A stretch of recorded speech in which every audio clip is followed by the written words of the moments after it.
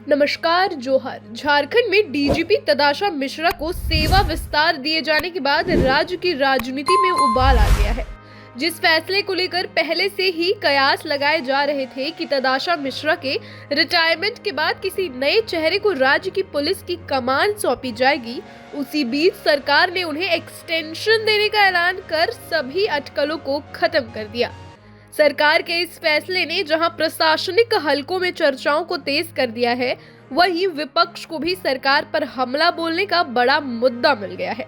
इस फैसले के बाद नेता प्रतिपक्ष बाबूलाल मरांडी ने मुख्यमंत्री हेमंत सोरेन पर तीखा हमला बोला। उन्होंने सोशल मीडिया के जरिए मुख्यमंत्री को बधाई देते हुए तंज कसा और कहा कि यह निर्णय इस बात का सबूत है कि मुख्यमंत्री के लिए अब नियम, कानून, संविधान और न्यायपालिका का कोई महत्व नहीं रह गया।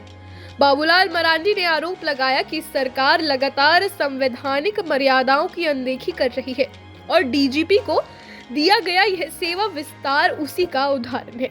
नेता प्रतिपक्ष ने अपने बयान में कटाक्ष करते हुए कहा कि अगर इतिहास में जंगल राज चलाने वालों की सूची बनाई जाएगी तो मुख्यमंत्री हेमंत सोरेन उसमें सबसे ऊपर अपना नाम दर्ज करा सकते हैं।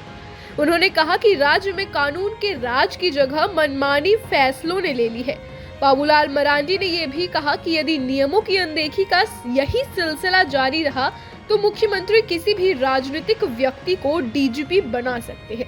उन्होंने यहां तक कह दिया कि सरकारी चाहे तो सुप्रियो भट्टाचार्य को भी डीजीपी नियुक्त कर सकती है, क्योंकि अब संस्थाओं की गरिमा बची ही नहीं। बाबूलाल मरांडी ने मुख्यमंत्री को चेतावनी भरे लहजे में ये भी कहा कि भले ही सरकार कानून और संविधान की अनदेखी कर रही हो, लेकिन ईश्वर से जरूर डरना चाहिए।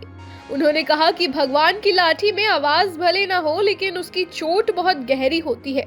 ईश्वर सब देख रहा है और समय आने पर हर फैसले का हिसाब होगा। नेता प्रतिपक्ष ने यह भी कहा कि फिलहाल इतना कहना ही काफी है और नए साल में इस मुद्दे पर विस्तार से चर्चा की जाएगी। गौरतलब है कि डीजीपी तदाशा मिश्रा के रिटायरमेंट को लेकर लंबे समय से चर्चा चल रही थी।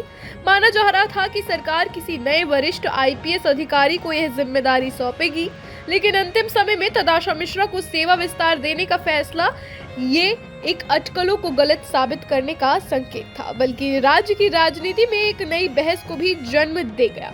फिलहाल डीजीपी को दिए गए इस सेवा विस्तार को लेकर सत्ता पक्ष और विपक्ष आमने सामने है। एक और सरकार इसे प्रशासनिक निरंतरता का फैसला बता रही है, तो वहीं विपक्ष इसे नियमों की अनदेखी बता रही है।